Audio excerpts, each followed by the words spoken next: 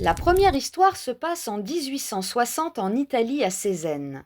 Le 22 octobre au soir, la comtesse Cornelia, une femme âgée de 62 ans qui n'a jamais été malade de sa vie et dont le teint de jeune fille fait l'admiration de ses amis, dîne légèrement. Puis, selon son habitude, elle se fait apporter une tisane qu'elle prend en compagnie d'Anna Maria, sa femme de chambre, tout en écoutant les potins du jour. Les deux femmes bavardent gaiement pendant plus d'une heure et demie. Vers 10 heures, la comtesse se lève. Bonne nuit, Anna Maria. J'ai hâte d'être à demain matin. Elle rit et elle ajoute. Et vous savez pourquoi? Parce que demain, c'est dimanche et que j'aurai des brioches au petit déjeuner. Puis, elle va se coucher. Elle paraît, à ce moment, heureuse de vivre et en parfaite santé. Le lendemain matin, à 8h30, comme d'habitude, la femme de chambre frappe à la porte de l'appartement de la comtesse. Pas de réponse. Elle refrappe, toujours pas de réponse. Intriguée, elle ouvre la porte. Ce qu'elle voit la fait hurler d'horreur. Au centre de la chambre, qui est intacte, se trouve l'extrémité de 2 jambes, 2 avant-bras et une tête. Le reste du corps de la comtesse n'est plus qu'un petit tas de cendres sur la tomette noircie. Les cris de la femme de chambre ont ameuté les autres domestiques qui accourent. « Ne touchez à rien, dit Angelo, majordome de la comtesse.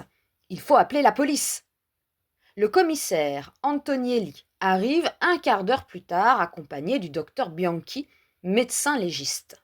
Les deux hommes remarquent tout de suite que rien n'a brûlé dans la chambre, mais qu'une espèce de suie grasse recouvre les meubles, les draps du lit, les rideaux et les tableaux. « C'est extraordinaire, dit le policier, on dirait que la comtesse a été consumée par un feu intérieur. » Et un feu d'une rare intensité, ajoute le docteur Bianchi, car vous savez que pour brûler un corps humain et le réduire en cendres, il faut une chaleur de 2500 degrés. Or, une chaleur de 2500 degrés aurait détruit toute la maison. Le lendemain, le surlendemain et pendant des semaines, policiers et médecins essayèrent de résoudre l'énigme que posait la mort de la comtesse Cornelia. Finalement, le commissaire Antonielli, ne trouvant aucune explication, écrivit en guise de conclusion à son enquête qu'un feu mystérieux semblait s'être allumé spontanément dans la poitrine de la comtesse. Et le dossier fut classé. Deuxième cas. Un jour de 1885, dans un village de Floride nommé Saint-Petersburg, Madame Thomason vient apporter un télégramme à sa locataire, Madame Reiser. Elle frappe plusieurs fois à la porte. N'obtenant pas de réponse, elle essaie d'ouvrir. La poignée est brûlante. Elle remarque alors qu'il flotte dans l'air une légère odeur de roussi. Affolée, elle appelle les pompiers. À coups de hache, ceux-ci enfoncent la porte et trouvent l'appartement intact, à ceci près qu'au milieu du salon, un gros fauteuil, dont il ne reste plus que les ressorts métalliques, a brûlé entièrement ainsi que le centre du tapis. Juste au-dessus, une tache noire marque le plafond. Mais où est Madame Reiser? En approchant, les pompiers découvrent tout à coup ce qu'il en reste. Sa tête complètement carbonisée et réduite aux dimensions d'une balle de tennis. Dans la cendre, ils trouvent encore un fragment de colonne vertébrale et un petit morceau de pied. C'est tout. La police vient enquêter, sans résultat. On fait alors appel au docteur Wilton Krogman, spécialiste de la mort par le feu à l'école de médecine de l'État de Pennsylvanie, qui se trouve en vacances dans les environs. Et il déclare « C'est la chose la plus stupéfiante que j'ai jamais vue. Je ne peux pas imaginer une crémation aussi complète sans plus de dommages à l'appartement lui-même. Je n'ai jamais vu non plus de crâne humain ainsi réduit par une chaleur intense. En général, les crânes grossissent ou explosent en 1000 morceaux. » Et là encore, le dossier fut classé sans que soit donnée la moindre explication du phénomène. Troisième cas. En 1885, dans une ferme près de Seneca dans l'Illinois, un domestique, John Larson, découvre, le matin de Noël, le cadavre de son patron, Patrick Rooney, au milieu de la cuisine, étendu sur une espèce de pellicule de graisse figée. Larson saute sur son cheval et va prévenir le fils de Rooney, qui habite non loin de là. Revenus à la ferme, les deux hommes remarquent un trou près de la table de la cuisine. Ils se penchent et trouvent un crâne calciné, quelques os brûlés et un petit tas de cendres. Ce sont les restes de Madame Rooney, épouse du fermier. La police, alertée, vient enquêter. Le médecin légiste conclut à la mort par asphyxie de Patrick Rooney, mort provoquée par la fumée du corps de sa femme qui brûlait. L'inspecteur, chargé de l'affaire, après une longue enquête qui ne donne là encore aucun résultat, se contente d'écrire que Madame Rooney a disparu dans un feu d'une chaleur fantastique et de nature inconnue, qui, curieusement, ne s'est pas étendu au-delà des alentours immédiats, et le dossier est classé. Le quatrième cas est plus extraordinaire encore, car il est triple. Le 7 avril 1958, le cargo Ulrich navigue le long de la côte d'Irlande. Soudain, le second remarque que le bateau fait des embardées comme s'il était livré à lui-même. Fort intrigué, il va voir ce que fait l'homme de bar. Et une surprise l'attend. L'homme a disparu.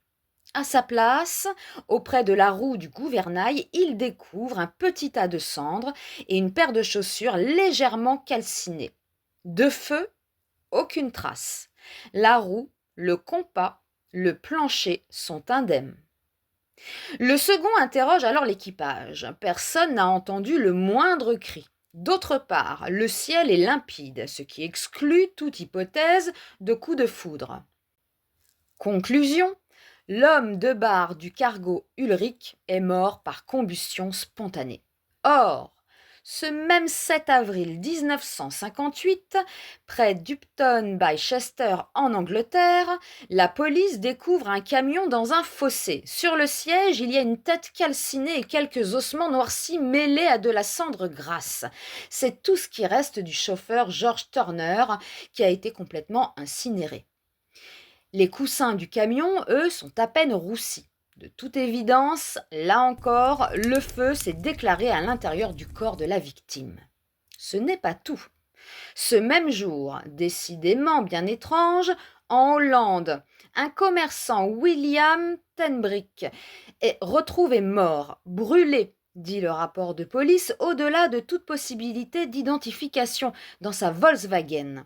Là encore, bien qu'il ne reste du conducteur qu'un magma de cendres, de graisse et d'ossements calcinés, la voiture n'a que de légères brûlures.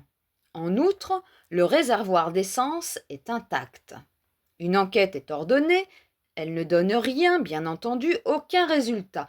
Et l'inspecteur de police qui l'a menée se contente d'écrire en conclusion à son rapport « Il semble que la victime ait été consumée par un feu intérieur d'une nature mystérieuse. » Après quoi, lui aussi classa le dossier.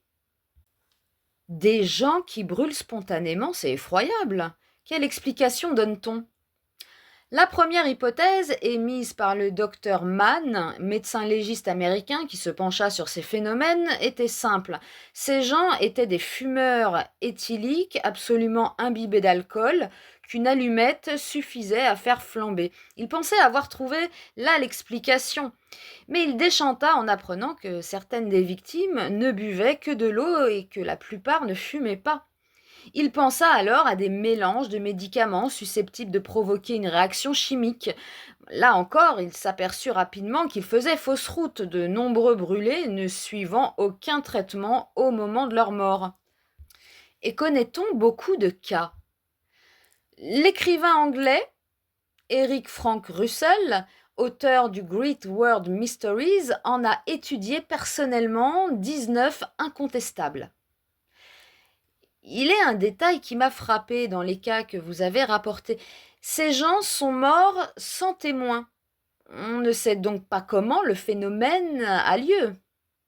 Et si, il existe des cas où les choses se sont passées devant témoins. Je vais vous en citer un. En Angleterre, un soir, dans un bal, une jeune femme s'est mise brusquement à brûler. Elle était couverte de flammes bleues et dégageait, paraît-il, une chaleur insoutenable qui a fait fuir ceux qui auraient pu essayer de la sauver. En quelques minutes, il n'est resté d'elle qu'un petit tas de cendres sur le parquet. Tous les exemples que vous donnez se rapportent à des étrangers. N'y a-t-il pas eu des cas de combustion spontanée en France? Si. Il en existe même d'assez récents. L'un date des années 60. On a retrouvé, près d'Arcis-sur-Aube, dans une voiture arrêtée au milieu d'un bois de sapins, le corps d'un certain monsieur éveillé, complètement réduit en cendres. Détail singulier, les vitres de l'automobile avaient complètement fondu. Or, le verre ne fond qu'à environ 1000 degrés. Le dernier cas date du mois de juin 1977. J'en ai eu connaissance par un commissaire de la police judiciaire qui me téléphona un après-midi après m'avoir entendu parler de ses problèmes au micro de France Inter. Il voulait connaître le nom des médecins anglais et américains que j'avais cités au cours de mon émission. Je voudrais entrer en rapport avec eux, me dit-il, car nous avons actuellement un cas exactement semblable à ceux que vous avez évoqués. Il s'agit d'une femme de 51 ans, 80 kilos, habitant un village de l'Est de la France. Je l'appellerai Madame X, car une enquête est ouverte. Un soir, après avoir rencontré quelques amis qui peuvent témoigner de son parfait état de santé, elle rentre chez elle et s'enferme à double tour. Le lendemain matin, une odeur de brûlé intrigue une de ses voisines qui sonne chez elle. N'obtenant pas de réponse, elle appelle les pompiers. Ceux-ci enfoncent la porte. On découvre alors, dans la salle à manger, un tas de cendres encore chaudes et quelques os calcinés. C'est tout ce qui reste de Madame X. Pour nous, ajoute le commissaire, c'est le mystère de la chambre jaune. Il n'y eut jamais d'explication? Non, pas à ma connaissance. Ces gens ne seraient-ils pas atteints par quelques rayons comparables au laser? L'hypothèse a été émise, mais il faudrait penser 1. Que le rayon existait en 1860, lorsque la comtesse Cornelia a été réduite en cendres. 2. Qu'il serait actuellement entre les mains de mystérieux criminels dont le but nous échappe. Alors, que faut-il penser de ces humains qui s'enflamment? Pour certains auteurs, comme Jacques Bergier, ces gens seraient victimes de ce que les alchimistes appellent le feu secret. C'est-à-dire, il s'agirait d'un feu différent de celui que nous connaissons et extrêmement dangereux, que l'on pourrait considérer comme intermédiaire entre l'énergie chimique et l'énergie nucléaire. Mais il est des chercheurs qui émettent des hypothèses plus extraordinaires encore. Michael McDougall, par exemple, et je vous livre en guise de conclusion cette phrase qu'il a écrite à propos des 3 cas de combustion spontanée du 7 avril 1958, tout s'est passé ce jour-là comme si une créature galactique d'une taille inimaginable avait planté sur la Terre une sorte de trident aux pointes de feu. Je vous laisse rêver sur cette image.